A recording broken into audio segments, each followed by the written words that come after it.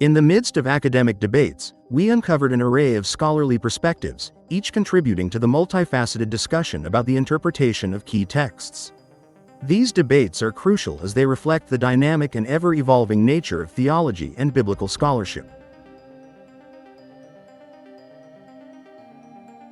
Beyond academic circles, we touched upon miraculous events described in the Bible, contemplating their implications for understanding God's power over evil. These phenomena, though often cloaked in mystery, serve as testament to the divine's transcendent control over the forces that challenge us. The presence of evil undeniably influences personal faith journeys and collective religious practices. We discussed how individuals and communities navigate their spiritual paths amidst the realities of suffering and adversity. These reflections remind us of the profound resilience and fortitude that faith can foster. Our exploration extended into cultural representations of evil, from the haunting imagery of Dante's Inferno to modern cinematic depictions. These artistic expressions echo the timeless struggle to understand and represent the nature of evil in human experience. In conclusion, the discourse on why God created evil has revealed layers of biblical, theological, and cultural insights. It is an ongoing conversation that resonates deeply with our contemporary faith and our quest to comprehend divine purpose. As you ponder these themes, we encourage you to engage with our content, like, comment, subscribe, and share your thoughts. Your feedback and suggestions are invaluable as we continue this profound journey together. Heavenly Father, we come before you with humble hearts, seeking wisdom and understanding. As we grapple with the existence of evil in your creation, help us to trust in your divine plan and infinite goodness. Enlighten our minds and open our hearts to the truth of your word. May we find solace in your strength and courage in your love. Guide us to live in a way that reflects your grace and mercy, even in the face of adversity. We pray for peace, wisdom, and a deeper faith in your ultimate purpose. In Jesus' name, amen. Ever wondered why a good and loving God would create evil? This question, daunting and profound, has puzzled theologians and laypeople alike for centuries.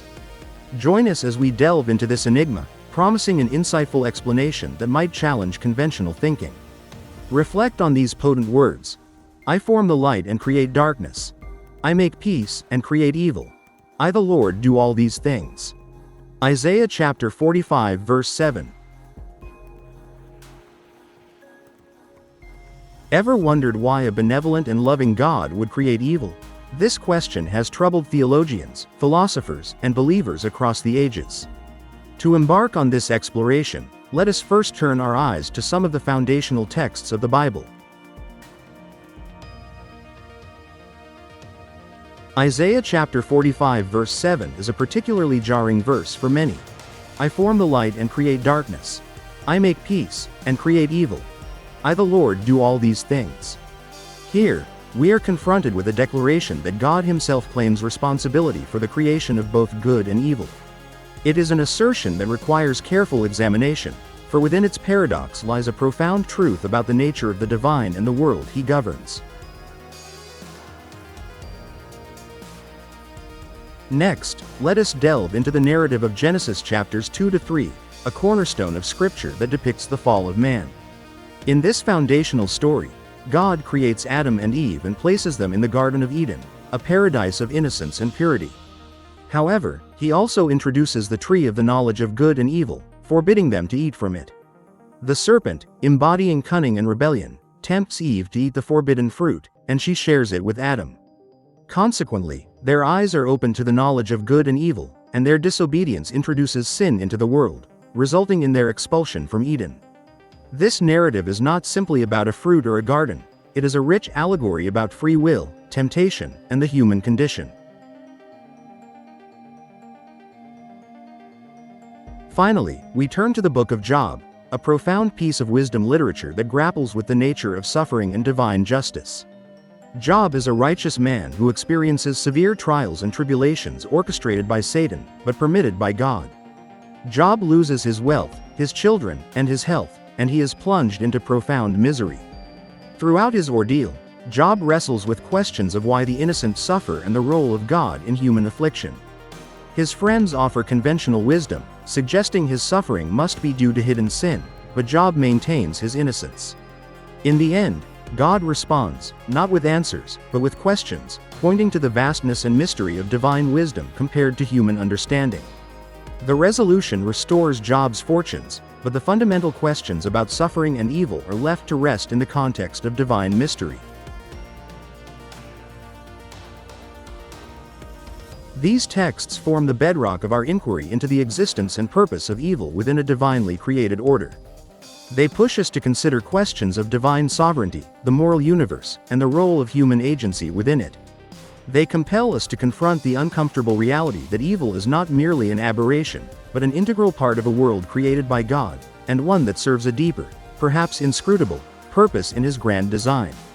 As we unravel these narratives, let us keep our minds open to the nuances and complexities they present, for such is the nature of the divine paradox we seek to understand.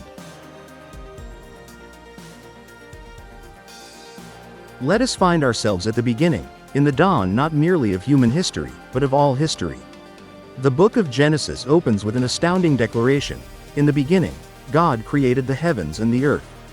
With those words, we are introduced to a cosmos brought into being by a good and purposeful Creator. Each act of creation is followed by a divine affirmation, "And God saw that it was good."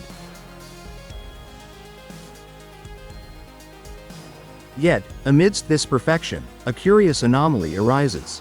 For those who read further, Genesis chapters 2 and 3 present a narrative where goodness encounters its antithesis. We meet the first humans, Adam and Eve, situated in the paradisiacal Garden of Eden. Initially, their existence epitomizes harmony and obedience to their Creator. But the story takes a dramatic turn with the entrance of another figure, described as a serpent more cunning than any beast God had made. This serpent engages Eve in conversation, casting doubt on the prohibition given by God. "Of every tree of the garden thou mayest freely eat, but of the tree of the knowledge of good and evil, thou shalt not eat of it. For in the day that thou eatest thereof thou shalt surely die." The serpent's insidious suggestion that eating the fruit would not lead to death but instead open their eyes to be, as gods, knowing good and evil, sows seeds of disobedience. The subsequent act of defiance is more than mere disobedience. It signifies a fundamental breach in the trust between Creator and creature. With Eve and then Adam partaking of the forbidden fruit, their eyes are indeed open, but not to godlike wisdom. They become acutely aware of their nakedness, their vulnerability, and their newfound estrangement from God.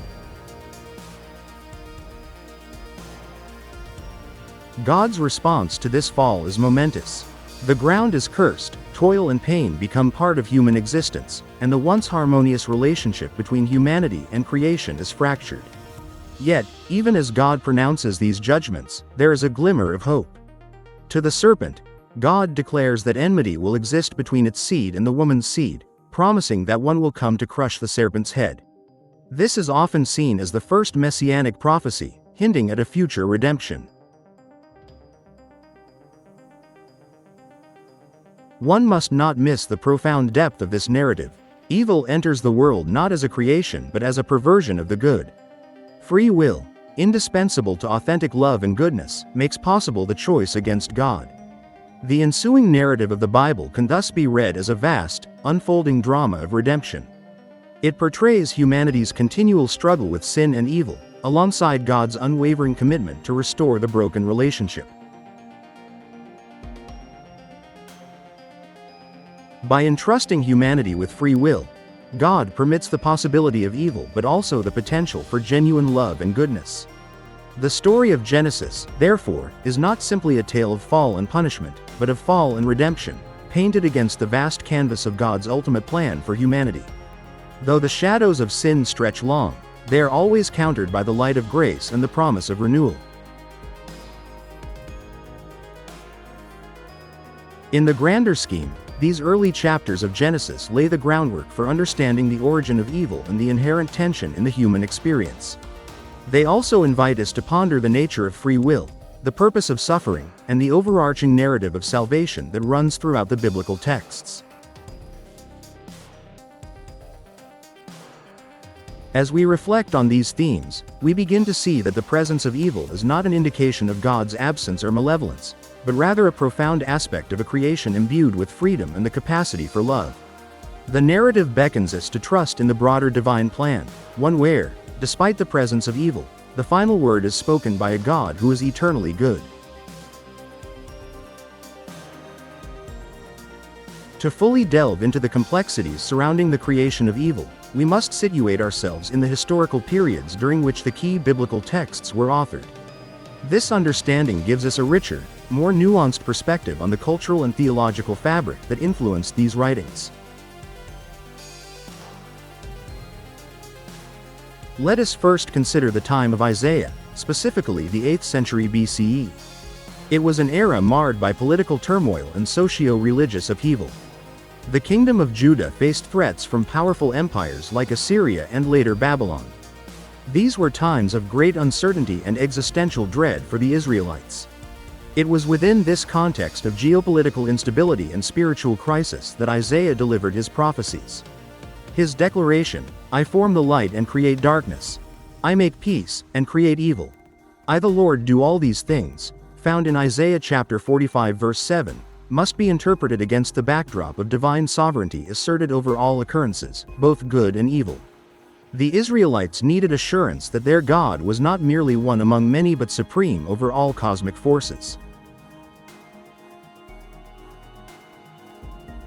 Now, let us turn our attention to Genesis, believed to be finalized during the Babylonian exile in the 6th century BCE. This period was critical for the Jewish identity. The destruction of Jerusalem and the subsequent captivity in Babylon forced the Jewish people to reconcile their faith with their new reality.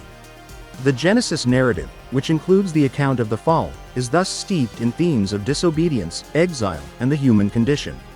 It speaks to a community grappling with the why of suffering and the how of maintaining faith in a distant, foreign land. Job, another pivotal text, likely originates from a somewhat later period, possibly 5th to 4th century BCE, though its themes are timeless. Job's narrative addresses the righteous suffering inexplicably, presenting a cosmic wager between God and Satan. This tale emerges within an intellectual climate keen to explore the profundities of suffering and divine justice. During the Persian period, which encouraged a more introspective and philosophical approach to religion, the story of Job likely reassured believers that their afflictions were known to God and mattered within the grand divine scheme. The period also saw the influence of various cultural and theological ideas. Zoroastrianism, with its dualistic worldview of opposing forces of good and evil, had a substantial impact on the region. The Jews, in close contact with Persians during the exile, were undoubtedly exposed to these ideas, which might have subtly influenced their own understanding of the cosmic struggle between good and evil. In essence, the historical periods of the authorship of these key biblical texts were rife with existential questions, political strife, and cultural exchanges. The prevailing theological ideas, whether influenced by surrounding cultures or born out of the necessity to stabilize and redefine identity, profoundly shape the narratives we read today. Such historical understanding helps us appreciate why the biblical authors framed the concept of evil in the manner they did, offering a lens through which the divine orchestration of both benevolence and malevolence can be comprehensively understood. Let us now turn our attention to the figures at the heart of our inquiry, as we delve into their roles in the biblical narrative concerning the origin and purpose of evil. In doing so, we will seek to unfold layers of truth and wisdom, presenting them in a manner both accessible and profound. Adam and Eve, humanity's progenitors. Adam and Eve, the first humans according to Genesis, hold an indispensable place in the story of evil's entrance into the world. Their saga begins in the sacred precincts of Eden, a paradise where innocence reigned, and the divine presence was manifestly intimate. Here, in this pristine environment, the tree of the knowledge of good and evil stood as a test of obedience and trust. The genesis of evil in humanity is dramatically and poignantly depicted in their encounter with the serpent. The serpent, crafty and beguiling, speaks to Eve, challenging the divine prohibition with a mixture of deceit and partial truth. Did God really say, "You must not eat from any tree in the garden"? Genesis chapter 3 verse 1. The question sows the seeds of doubt and curiosity. When Eve, and subsequently Adam, eat the forbidden fruit, they perform an act of defiance against God's sole commandment. This act transcends mere disobedience.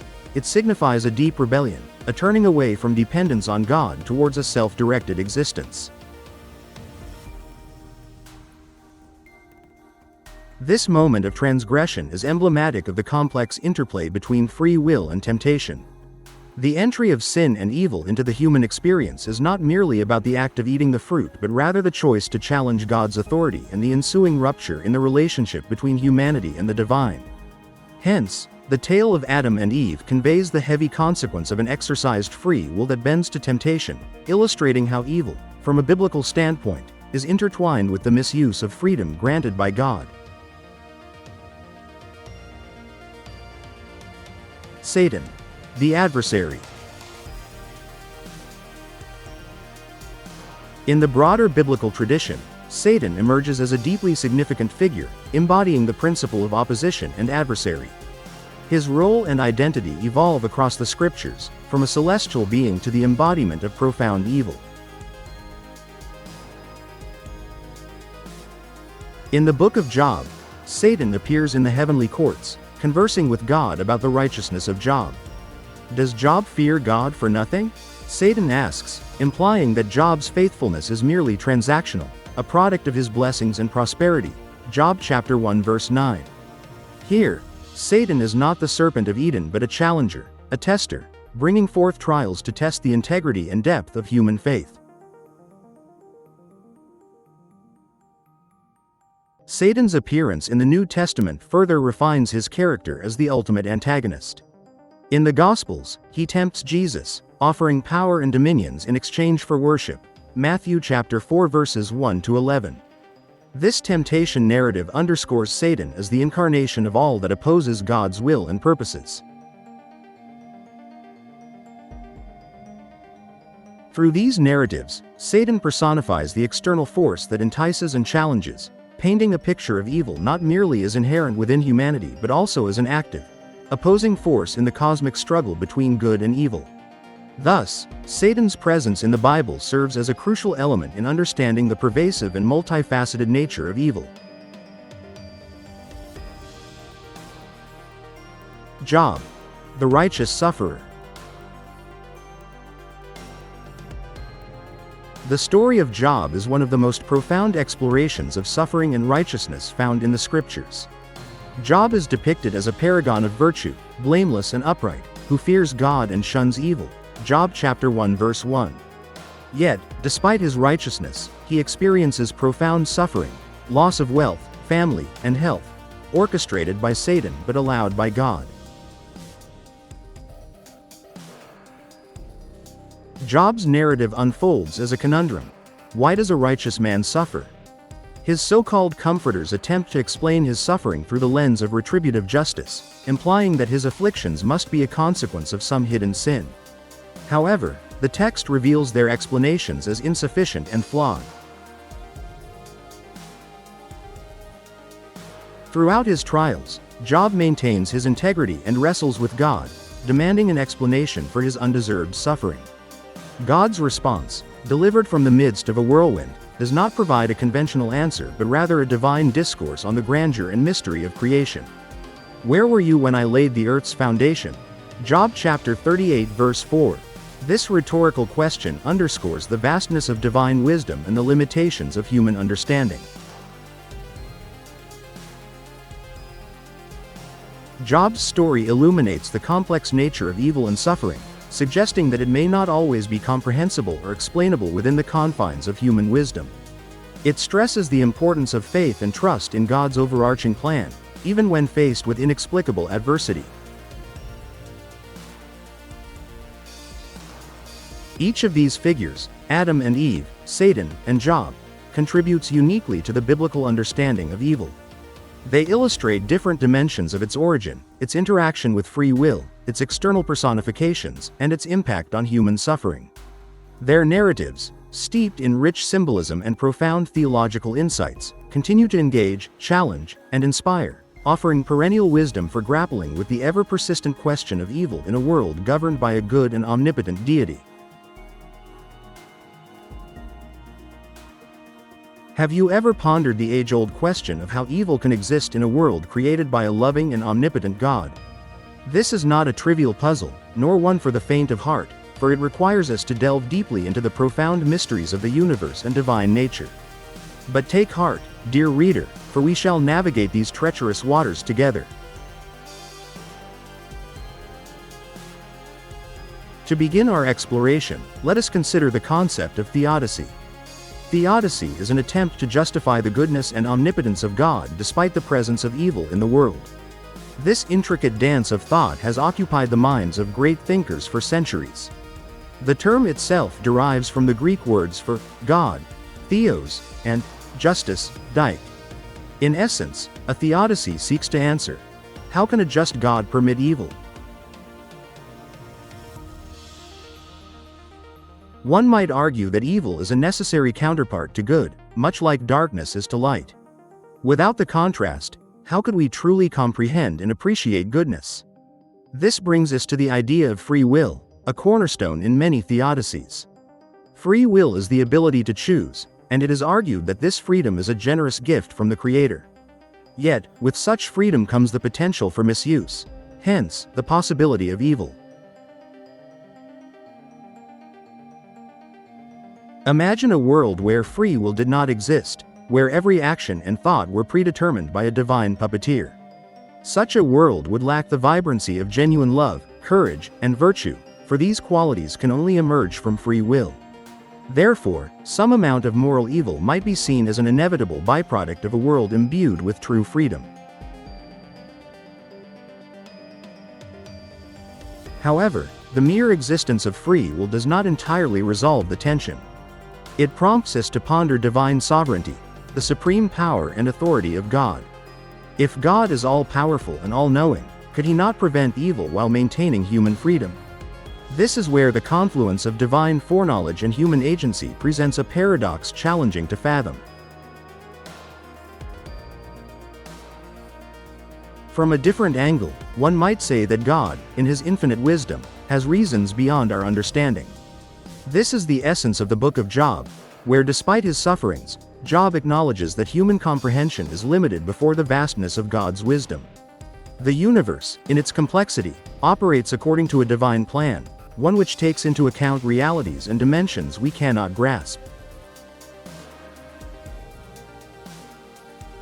Theological discourse also brings up the notion of redemptive suffering. This concept suggests that evil and suffering serve a higher purpose in the grand tapestry of creation. Consider, for instance, the suffering and crucifixion of Jesus Christ, ostensibly an act of extreme injustice and evil, yet Christians believe it was through this very act that salvation was wrought for humankind. As we thread these concepts together, we find that the reconciliation of an omnipotent, benevolent God with the existence of evil is a multifaceted endeavor. Theodicy, free will, and divine sovereignty provide us a scaffold of understanding, yet they beckon us to continuously search, question, and ultimately trust in a divine purpose that transcends our mortal limitations. In this manner, our quest to understand the presence of evil not only deepens our theological insight but also strengthens our faith. For in wrestling with such profound questions, we are reminded of our place in the grand cosmos, under the care of a God whose plans are woven with threads of infinite wisdom and love. Let us embark on a profound journey through the vast landscape of theological thought, guided by two towering figures whose insights have shaped the Christian understanding of evil, Augustine of Hippo and Thomas Aquinas. We begin with Augustine, a man whose restless heart found its home only in God. Born in the 4th century, Augustine wrestled with the existence of evil from both a personal and philosophical standpoint. His reflections culminated in the doctrine of original sin, a concept that would profoundly influence Christian theology. Augustine postulated that evil is not an independent substance or force, but rather a privation of good, a concept he called privatio boni. This means that evil exists not as a thing in itself, but as a corruption or absence of the good. It's akin to darkness, which is not a presence but a lack of light. Augustine saw this privation as arising due to the misuse of free will. In his view, God created humans with the ability to choose. It is through the misuse of this freedom, specifically through the disobedience of Adam and Eve, that sin and evil entered into the world. Original sin, according to Augustine, is the state of human nature inherited from our first parents, Adam and Eve. This sin marred the original goodness of creation and introduced a propensity for sinning into human nature. In Augustine's understanding, every human is born with this inherent defect, making the grace of God not just helpful but absolutely necessary for salvation. Turning to Thomas Aquinas, a medieval scholar of the 13th century, we encounter a mind that sought to reconcile faith with reason. Aquinas picked up on Augustine's thread and wove it into a broader tapestry using the intellectual loom of Aristotelian philosophy. Aquinas expanded on the privation theory of Augustine, but he emphasized the coherence of God's goodness and the presence of evil. He argued that God's creation is fundamentally good. However, God permits evil to exist, not as a direct creation, but as a consequence of free will and the complexities of a multifaceted universe. Aquinas asserted that God can bring good even out of evil, turning the fall of man into an opportunity for redemption through Christ. For Aquinas, the coexistence of evil and a good God can be understood through the concept of divine providence. While God does not will evil, he allows it for the sake of a greater good. This is part of the divine plan, where the presence of evil serves as a backdrop against which the splendor of God's grace and mercy is illuminated. Aquinas posited that without evil, there would be no context for virtues such as courage, forgiveness, or compassion to be truly exercised and appreciated. Both theologians, Augustine and Aquinas, provide us with rich, yet distinct, understandings of how evil fits within the divine order. Augustine, with his emphasis on original sin and the privative nature of evil, teaches us about the importance of grace and the human condition. Aquinas, on the other hand, enhances this view by integrating it with a broader philosophical understanding of creation, providence, and the ultimate good. As we reflect on their teachings, we gain a deeper appreciation for the complexity and mystery of divine wisdom. Their insights encourage us to trust in a God who is infinitely good, even when faced with the perplexing reality of evil. In pondering their thoughts, we are reminded that the human quest for understanding is a journey, one that ultimately leads us closer to the heart of God. Imagine, for a moment, standing at the threshold of a grand library, filled with ancient tomes and manuscripts, each whispering tales of divine wisdom and eternal truths. Such is our task today, to embark on a quest that seeks to understand a most perplexing mystery. The traditional view within Christianity holds that God, in his infinite wisdom, allows the existence of evil for a greater good. This perspective, often steeped in centuries of theological reflection, finds its roots firmly planted in the sacred scriptures and the musings of venerable saints. Let us first turn our gaze to the biblical evidence. Consider Joseph, who, when sold into slavery by his jealous brothers, later rose to power in Egypt. In a poignant revelation, he declares to his brothers, "You intended to harm me, but God intended it for good to accomplish what is now being done, the saving of many lives." Genesis chapter 50 verse 20. This passage illuminates the notion that even the malice of men can be woven into a divine tapestry of redemption. Then there is the story of Job, a man who grappled with profound suffering. Amidst his desolation, Job questions, protests, and yet, ultimately, he finds solace in a renewed vision of God's omnipotence and benevolence. The ordeal of Job serves as a parable of faith refined through adversity, suggesting that suffering can lead to deeper wisdom and spiritual growth. The Apostle Paul, too, echoes this sentiment in his epistle to the Romans. And we know that in all things God works for the good of those who love him, who have been called according to his purpose. Romans chapter 8 verse 28. Here, Paul speaks not of a superficial optimism but of a robust faith that discerns divine purpose even in the midst of trials. The theological insights of the early church fathers bolster this traditional view.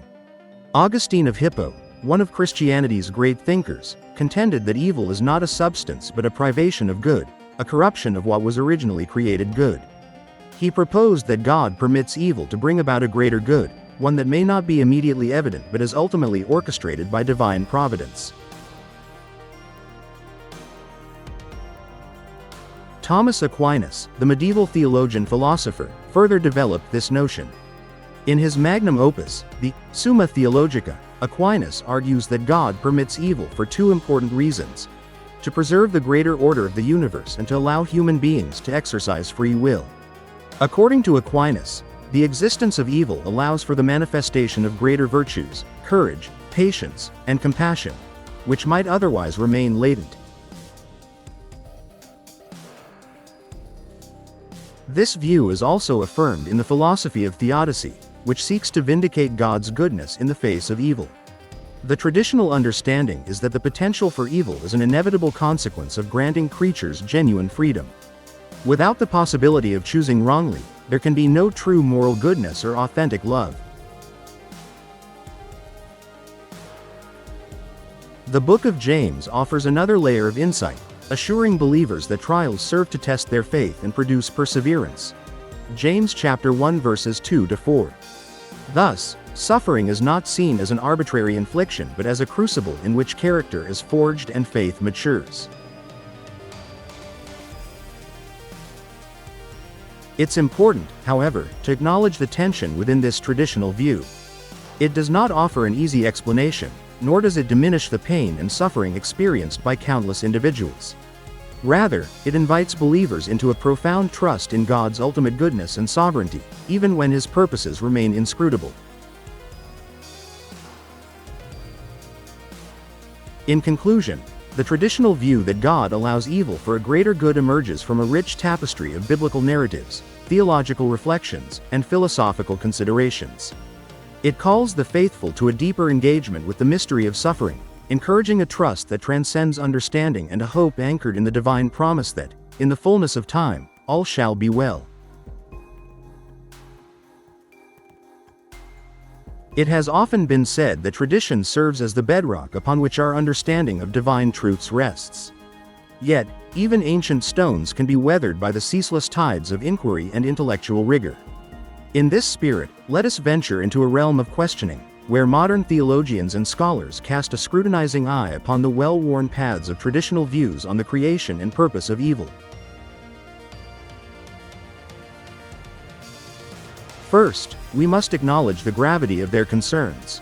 Traditional views often posit that God, in his omnipotence, allows evil to exist for a greater good, or perhaps as a necessary counterpart to free will.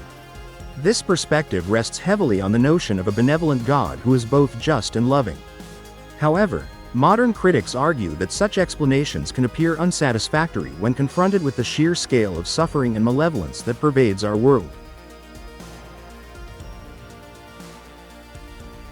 One prominent modern theologian, John Hick, challenges the traditional theodicy by proposing what he calls a soul-making view. Hick asserts that evil and suffering must be seen as essential conditions for spiritual development. In his framework, the world serves as a kind of soul-making arena where individuals develop virtues such as courage and compassion. Unlike traditional views that might render humans as passive recipients of divine orchestration, Hick emphasizes human agency and the transformative potential of suffering. Another formidable voice in the discourse is David Griffin, an advocate of process theology. Griffin contends that God's power is not coercive but persuasive. In this view, God cannot unilaterally prevent evil because divine power works through influence rather than compulsion. Thus, God is compassionately involved in the world, suffering alongside creation, and continuously working to bring good out of evil rather than preordaining its existence for a hidden good. These modern perspectives find resonance in the works of philosophers such as Alvin Plantinga. Plantinga's free will defense shifts the discussion from a God-ordained necessity of evil to human responsibility. He argues that the presence of evil is a consequence of the immense value God places on free will. For Plantinga, a world with free will and the potential for evil is significantly more valuable than a deterministic world devoid of moral choice. Moreover, feminist theologians like Elizabeth Johnson critique traditional views for their often implicit endorsement of suffering, particularly among marginalized groups. Johnson contends that a just and loving God would not willfully allow such inequities and atrocities. Instead, she suggests that our interpretations of evil must account for the lived experiences of those who suffer most profoundly, particularly women, and strive towards a theology that empowers and heals rather than resigns and endures. Modern biblical scholarship also brings fresh perspectives to bear on these questions. Scholars like Bart Ehrman point out that the Bible itself offers a mosaic of viewpoints on the origin and purpose of evil. This plurality within the scriptural texts invites contemporary readers to embrace a more nuanced and less dogmatic understanding. For instance, the Book of Job challenges retributive justice theology by presenting a righteous man who suffers inexplicably, thereby questioning the simplistic equations of sin and suffering. Finally, some modern theologians propose that traditional views could benefit from an eschatological reorientation. Jürgen Moltmann and others suggest that understanding evil requires a forward-looking framework, focusing on the ultimate reconciliation and renewal of all creation. They advocate for a hope that looks beyond present afflictions to a future where God's justice and love will fully manifest, thereby enfolding even the darkest aspects of existence into a divine harmony. In engaging with these modern critiques and alternative explanations, we are not merely destabilizing venerable doctrines. Rather, we are participating in a vibrant and ongoing dialogue that seeks to deepen our understanding of God's nature and our place within His creation. For it is in the questioning, in the wrestling with these profound mysteries, that we may yet find a clearer glimpse of the divine purpose and a more resilient faith.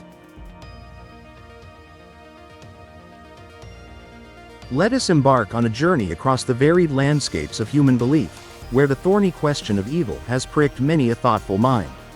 In so doing, we shall compare the Christian understanding with the perspectives offered by other significant traditions, notably Zoroastrianism and Buddhism. In the Christian narrative, evil is not an equal counterpart to good but a perversion of the good. According to Scripture, evil entered the world through the fall of man, a direct result of human disobedience against God's command.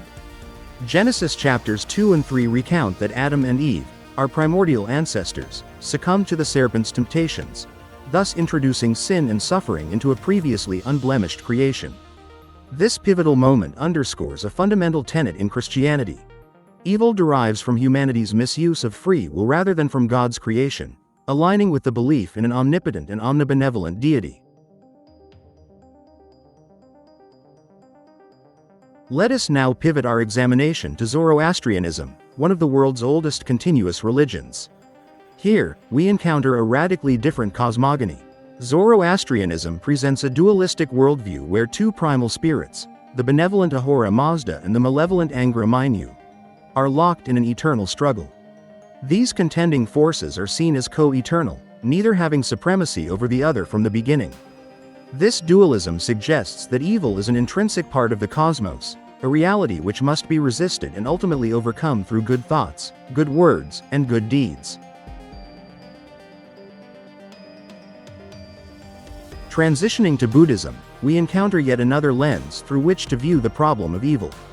Central to Buddhist thought is the concept of dukkha, often translated as suffering or unsatisfactoriness. Unlike Christianity and Zoroastrianism, Buddhism does not personify evil or posit it as a cosmic force. Instead, suffering emanates from ignorance, attachment, and aversion. The root cause of this existential malaise is believed to be tanha, or craving. The Four Noble Truths expound on this reality, teaching that to overcome suffering, one must follow the Eightfold Path, a practical guide to ethical living, mental discipline, and wisdom. Each of these traditions offers a distinct perspective on evil and suffering, informed by unique theological, philosophical, and cultural contexts. While Christianity frames evil as a consequence of free will opposed to God's goodness, Zoroastrianism posits a metaphysical duel between good and evil forces. Buddhism, on the other hand, sees suffering as an inherent aspect of human existence, arising from intrinsic psychological states rather than external supernatural beings. Despite their differences, these viewpoints converge on a singular aspiration: the triumph of good over evil, the alleviation of suffering, and the pursuit of a harmonious existence. It is in appreciating this commonality amidst diversity that we may find a broader and more profound understanding of our place in the world and the purpose of our moral struggles. Thus, whether one is steeped in the rich soil of biblical teachings, intrigued by the dualistic battle in Zoroastrianism, or committed to the mental and ethical disciplines of Buddhism, the question of evil remains a potent catalyst for reflection and growth. Each tradition, in its way, calls us to confront the darker aspects of human experience and seek out paths to light, compassion, and understanding. Imagine, dear listener, a time long ago, when the world as we know it was only a tapestry of shadow and light, yet uncharted by man's curious foot. The ancient lands held secrets, now whispered through the ages to our hungry ears. Archaeology, the noble science of unearthing these whispers, has provided us with profound revelations that illuminate the historical context of the Bible. Among these revelations are ancient manuscripts, sacred texts penned by hands we can never shake, yet whose thoughts we can still touch. One striking example is the Dead Sea Scrolls, discovered in the mid-20th century in the Qumran caves near the Dead Sea. These scrolls include some of the oldest known manuscripts of the Hebrew Bible, dating back over 2,000 years. They offer us invaluable insight into the religious and cultural milieu from which these divine texts emerge. Through them, we glimpse the very texture of faith in an era swathed in antiquity. Let us delve into the tale of the ancient city of Ugarit, a coastal city of the 2nd millennium BCE, now modern Ras Shamra in Syria. Here, writing tablets revealed myths and epics that resonate with the biblical narrative. The Ugaritic texts, with their vivid descriptions of gods, creation, and divine battles, suggest parallels to stories we find in the Old Testament. These parallels help us understand how ancient Hebrews might have interacted with, yet distinctively transformed, their neighbors' mythologies into the fabric of their own monotheistic tradition. Another treasure trove is the library of Ashurbanipal in ancient Nineveh, where thousands of cuneiform tablets were discovered. This library contained the Epic of Gilgamesh, one of humanity's oldest literary masterpieces. The flood story within this epic is particularly intriguing, echoing the biblical tale of Noah. Such discoveries illuminate the dialogues and narratives shared across ancient cultures and uphold the idea that stories of divine interaction and moral struggle are as old as civilization itself. Now consider the Rosetta Stone, an artifact more famous for unlocking the secrets of Egyptian hieroglyphs than biblical fragments. Yet, its contribution to biblical archaeology is indirect but profound.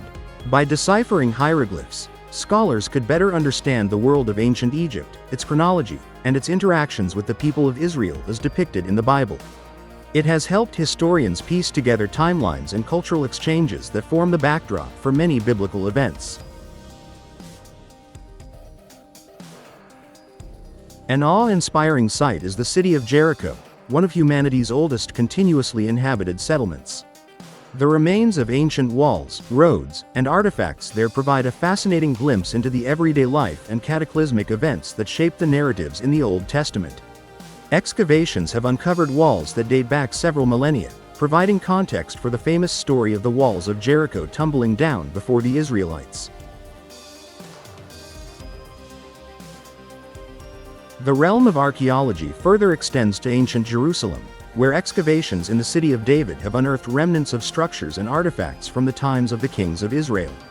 Items such as the Siloam inscription, an ancient Hebrew text detailing the construction of a water tunnel in the reign of King Hezekiah, reinforce the historical authenticity of biblical descriptions. One cannot overstate the discoveries in the ancient ruins of Lachish. Lachish, mentioned several times in the Bible, was a significant Canaanite and later Israelite city. Archaeological digs have revealed layers upon layers of destruction and rebuilding, aligning with biblical accounts of conquests and upheavals. The Lachish reliefs, which are Assyrian carvings depicting the siege of Lachish, corroborate the biblical narrative with vivid clarity.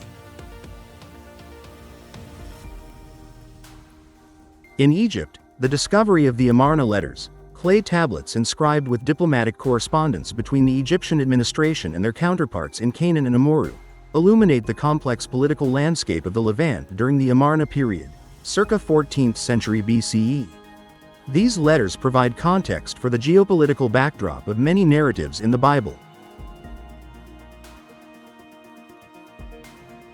Each artifact, tablet, and inscription acts as a beacon through time, bringing us face to face with the lived experiences of ancient peoples who walked and breathed the very words that have been passed down through generations. These findings help us not only affirm the historical veracity of numerous biblical accounts but also deepen our understanding of the divine narrative as it unfolded in the midst of human history. So, as we hold these precious remnants of an ancient world in our hands, let us remember that they are not merely relics of a distant past. They are keys to understanding a profound truth: that the Scriptures are a testament to humanity's enduring relationship with the divine, a relationship as old as time itself. When considering the nature of academic debates on the interpretation of key biblical texts, one must first appreciate the rich tapestry of perspectives that scholars have woven over the centuries. These debates are not mere intellectual exercises. They represent profound attempts by some of the keenest minds to wrestle with the most perplexing questions about the human condition and the nature of the divine. Central to these debates is the interpretation of crucial passages like Isaiah chapter 45 verse 7, Genesis chapters 2 to 3, and the book of Job, which touch upon the paradoxical presence of evil within a creation crafted by a benevolent God. Scholars have long divided over the meaning and implications of these texts, each bringing their own methodological lenses and theological predilections to the table. Take, for example, the phrase from Isaiah chapter 45 verse 7, "I form the light and create darkness. I make peace and create evil. I the Lord do all these things." Some scholars assert that the term evil here is best understood as calamity or disaster, suggesting that the text speaks to God's sovereign control over natural and historical events rather than moral evil itself. This view tends to emphasize God's ultimate sovereignty and the idea that what we perceive as evil may be a part of a larger, inscrutable divine plan. On the other hand, other scholars argue that the text directly addresses moral evil, posing a challenge to traditional notions of divine benevolence. This interpretation often leads to discussions on the nature of theodicy, where the existence of evil is reconciled with the belief in an all-good, all-powerful God. The implications of this view stretch into areas of free will, the nature of moral responsibility, and the limits of human understanding. In examining the accounts of the fall in Genesis chapters 2 to 3, debates frequently arise around the literal versus metaphorical readings of the text. Some theologians argue for a literal historical event where Adam and Eve's disobedience physically introduced evil into the world. This position is often held by those who maintain a more traditional theological outlook and see the fall as a pivotal moment in human history that necessitated a salvific response from God, culminating in the person of Jesus Christ. Contrastingly, other scholars propose a more allegorical interpretation, viewing the narrative as a mythological account that conveys profound truths about human nature, temptation, and the consequences of moral failure. Such perspectives often delve into the symbolic meanings of the characters and events, suggesting that the Genesis story reflects deeper spiritual truths rather than a straightforward historical account. The Book of Job, with its poetic and enigmatic approach, presents yet another field of debate. Some interpret the text as an exploration of divine justice and a critique of simplistic understandings of retributive justice. The idea that good is always rewarded and evil always punished in this life. Job's suffering, seemingly without cause, raises questions about the nature of righteousness and the limits of human comprehension regarding the divine will. Scholars who favor a traditional perspective may argue that Job's story ultimately reaffirms faith in God's ultimate wisdom and justice, even when human logic and experience seem to contradict it. They often highlight the resolution of Job's story, where God restores his fortunes, as a testament to the eventual righting of wrongs in accordance with divine wisdom. Alternatively, some modern scholars suggest that the Book of Job deconstructs conventional theological assumptions, presenting a God whose ways are fundamentally mysterious and beyond human judgment. This interpretation can lead to a more existential reading, where the emphasis is placed on Job's personal journey of faith and the human experience of suffering and divine encounter. These varied scholarly perspectives not only shed light on different dimensions of these biblical texts but also reveal the dynamic and ongoing nature of theological reflection. Academic debates continue to evolve, influenced by new archaeological discoveries, linguistic advancements, and broader cultural and philosophical shifts. Understanding these debates requires an appreciation that theology is not a static field. It is a living conversation that spans generations and crosses disciplinary boundaries. Each scholarly contribution, whether affirming traditional views or challenging them, enriches the collective quest for truth and deepens our grasp of the intricate relationship between the divine and the human. In these debates, the thoughtful reader or listener is invited not merely to observe but to engage, a call to ponder, reflect, and enter the dialogue, bringing their own questions and insights to the enduring mysteries of faith. Miraculous events. Miracles, those extraordinary occurrences that defy the natural laws, encapsulate our wonder and awe, drawing our minds beyond the mundane to the divine orchestration of the cosmos. Within the pages of the Bible, miracles stand as resplendent testaments to the omnipotence of God, revealing his supreme authority over all that exists, including the formidable presence of evil. Consider the parting of the Red Sea, an event that has captured the imagination of countless generations. Facing annihilation at the hands of the Egyptians, the Israelites found themselves divinely rescued as the waters parted, creating a path to safety. This miracle not only demonstrates the physical might of God but also symbolizes his power to deliver his people from the clutches of evil and oppression. Here, in this dramatic display, we see evil pursued, vanquished, and drowned beneath the waves, a vivid portrayal of divine intervention triumphing over human malevolence. In the New Testament, the miracles performed by Jesus further elucidate the theme of divine authority over evil. When he walked upon water or fed 5,000 with a mere 5 loaves and 2 fishes, these acts transcended natural limitations, providing tangible evidence of his divine nature. But it is perhaps in the casting out of demons where Jesus' power over evil becomes most evident.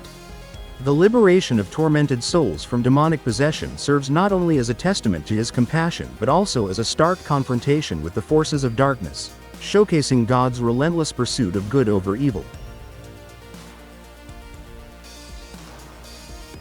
One cannot overlook the resurrection of Lazarus from the dead, an ultimate act challenging the finality of death itself. Here, death, often considered the greatest evil, is undone by the voice of the Savior, calling a man back to life.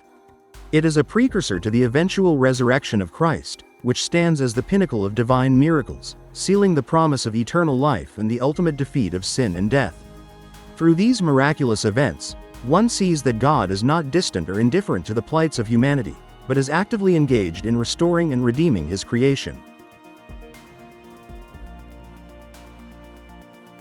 Yet, we must also consider the subtle miracles, those moments less grandiose but no less significant. The still, small voice that provides comfort, the unlikely provision at a moment of dire need, the inexplicable peace amidst chaos. These too are miracles, reminders of a God who works within the fabric of the ordinary to accomplish His extraordinary purposes. They whisper of a reality where the divine continually intersects with the human, where even in the shadows of evil, light is persistently breaking through. The implications of these miraculous events extend far beyond the immediate context of their occurrences.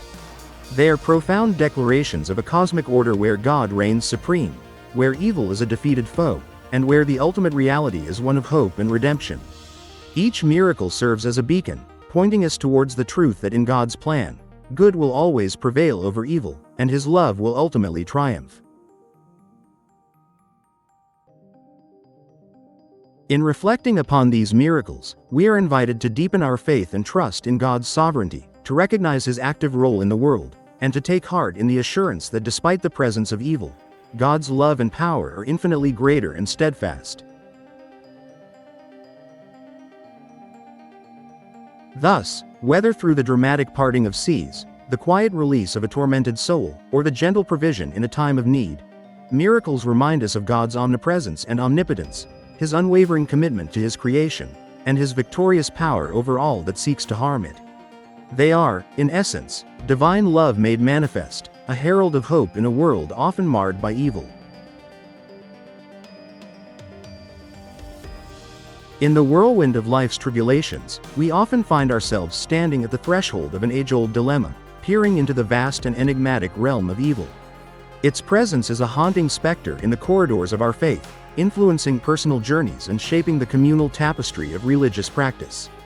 To understand this profound impact, we must embark on a contemplative voyage, much like the seasoned traveler who navigates through uncharted territories with both trepidation and anticipation. For many, the encounter with evil acts as a catalyst, propelling their faith into deeper, unexplored waters. Imagine a pilgrim, pausing at the foot of a towering mountain, contemplating the arduous ascent ahead. It is the very presence of that formidable peak that strengthens the resolve, kindles the spirit, and steers the journey upwards. In a similar vein, the struggles with personal and pervasive evil can invigorate one's relationship with the divine, transforming abstract belief into a lived reality. Personal faith journeys are often likened to tales of profound metamorphosis, where adversity is the crucible in which frail and fragile belief is tempered into resilient faith. Consider Job, the ancient sufferer, whose unwavering trust in God amidst unfathomable trials has served as a beacon of hope across the ages. It is in the crucible of suffering and the shadow of evil that Job's faith burgeoned into an indomitable testimony of resilience. Collectively, the presence of evil also weaves itself into the fabric of communal religious practices. It is not merely the solitary struggler who is shaped by the presence of malevolence, but the entire community of believers finds itself drawing closer, seeking solace in shared rites and rituals. Churches, for instance, often transform into sanctuaries of support when confronted by tragedies. The congregation sings hymns with a fervor unmatched, prays with a sense of urgent need, and returns to the sacred scriptures, finding solace and direction. The role of evil in communal religious practices often manifests in the shared communicative acts of prayer, worship, and sacrament. In times of collective crisis, such as wars, pandemics, or natural disasters, faith communities come together with renewed intensity, finding in their shared devotion a bulwark against the omnipresent darkness. The liturgies and sacraments take on added layers of meaning, becoming conduits for divine grace and strength.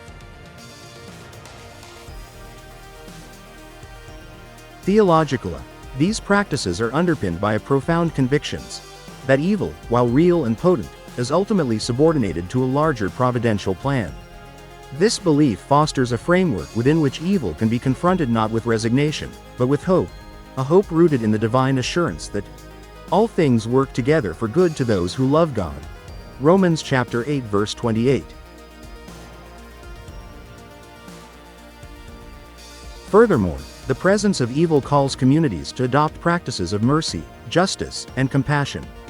Think of the myriad of charitable organizations, hospitals, and shelters founded by people of faith, all driven by the imperative to combat some form of evil, be it sickness, poverty, or injustice. These acts of service are both a response to the existence of evil and a testament to the transformative power of faith. In essence, the grappling with evil is part and parcel of the faith journey, both individually and communally. As we stand, much like our forebears, before the enigmatic silhouette of evil, we are beckoned to a more profound and authentic engagement with our Creator. It is in this grappling, in the act of wrestling with the shadows, that our faith is often forged anew, emerging as a resilient beacon of hope, charity, and unyielding trust in the divine purpose. Indeed, the presence of evil, perplexing though it might be, serves as an inextricable element in the grand mosaic of faith and practice. It challenges us to dig deeper into the wellsprings of our belief, to unite more closely in our communities, and to reach out more fervently in acts of love and service. In this perpetual struggle, we do not simply encounter evil, we encounter the profound depths of our own faith, and in doing so, we find ourselves, paradoxically, closer to the heart of the divine. Let us embark on a journey through the manifold expressions of a singular yet confounding reality, the concept of evil. From the grand frescoes of medieval cathedrals to the flickering screens of modern cinemas, this somber theme has pervaded our cultural reflections, casting its shadow in numerous forms, each echoing humanity's perennial quest for understanding. In Dante's Inferno, part of his magnum opus, the Divine Comedy, we traverse the harrowing circles of hell, guided by Virgil. Here, Dante paints a vivid tableau of sin and retribution, each circle a step deeper into the abyss of human depravity. His work not only epitomizes medieval Christian perspectives on sin and punishment but also invites readers to ponder the profound moral and theological questions of their time, questions that remain resonant today. The allegorical journey illuminates the consequences of moral failings, challenging us to reflect on our paths and the ultimate justice that awaits us. Fast forward to the Romantic era, and we encounter the tortured genius of Mary Shelley's Frankenstein. The novel, often credited as the progenitor of science fiction, delves into the ramifications of playing God. The creation of the monstrous being by Victor Frankenstein becomes a metaphor for the unchecked ambition and hubris that can originate from the human intellect. The creature's inherent goodness, marred by society's rejection, mirrors the theological discourse on the nature of evil, whether it is innate or a result of external influences. Shelley's narrative forces us to confront our own ethical boundaries and the potential darkness lurking within the pursuit of forbidden knowledge. As we delve further into the 20th century, the proliferation of cinema offers a new medium to explore these age-old dilemmas. Films like The Exorcist and Rosemary's Baby encapsulate modern anxieties about the supernatural and the presence of evil in the mundane. These films do not merely aim to frighten, they seek to evoke a deeper existential dread, illustrating that evil is not simply an external force but something that can infiltrate the very fabric of daily life. They serve as cultural artifacts reflecting the period's underlying fears and moral panics, drawing on ancient iconography of demons and possession to probe contemporary psyche. Meanwhile, J.R.R. Tolkien's The Lord of the Rings saga intertwines myth with religious allegory, presenting a multifaceted exploration of good versus evil. Tolkien's epic narrative, with its rich tapestry of characters like Frodo, Gandalf, and Sauron, draws heavily from Christian themes of sacrifice and redemption. The One Ring, a potent symbol of absolute power and corruption, serves as a narrative fulcrum around which the characters' moral compasses oscillate. Tolkien's world-building allows readers to grapple with the notions of temptation and the corruptive nature of power, providing a grand philosophical canvas upon which the age-old struggle between good and evil is played out. Even in contemporary cinema, the echoes of these themes persist. Christopher Nolan's The Dark Knight presents a modern parable through the clash between Batman and the Joker. Here, the Joker embodies a form of nihilistic evil, one that seeks to unravel the moral fabric of society itself. Batman's quest, laden with ethical quandaries, mirrors the perpetual human search for justice in an intrinsically flawed world. Nolan's work provokes an examination of the relative nature of morality and justice, challenging viewers to discern the motives and consequences of their actions in a world fraught with moral ambiguity. Across these diverse mediums and epochs, the representation of evil serves not merely as an aesthetic choice but as a vital conduit for cultural and philosophical discourse. Art, literature, and media, whether through the torments depicted in Inferno, the existential musings of Frankenstein, or the moral labyrinths woven in films, provide a reflective surface for society's deepest anxieties and ethical concerns. They not only reflect our historical conceptions of evil but actively shape the contours of our moral and theological landscapes. In pondering these artistic manifestations, we must recognize that they are more than mere reflections of their times. They are active dialogues with their audiences, urging a deeper contemplation of the unseen forces that govern existence. Through these cultural lenses, we engage with the metaphysical realities that elude straightforward comprehension, continually reshaping our understanding of the profound mystery of evil. As we draw to a close, let us take a moment to reflect upon the profound journey we have undertaken. We commenced our exploration with a riveting inquiry: why did a good and loving God create evil? In our quest for understanding, we delved deeply into key biblical texts that lay the groundwork for this complex topic. From Isaiah chapter 45 verse 7, where God himself declares his creative authority over both light and darkness, peace and evil, to the Genesis narrative detailing the fall of man, and the trials of Job that test the very limits of human faith, our biblical foundation was firmly established. Our investigation did not rest solely on the scriptures, it expanded into the rich tapestry of historical context. We examined the period during which these texts were authored, uncovering the cultural and theological currents that influenced their creation. Understanding the era provided us with vital insights into the perceptions and interpretations of evil in those times. Central to our discourse were the pivotal figures of the biblical narrative, Adam and Eve, whose act of disobedience ushered evil into the human realm. Satan, the adversary whose role as the tempter underscores the eternal struggle between good and evil, and Job, whose story of suffering and steadfast faith offers a profound commentary on divine justice and human endurance.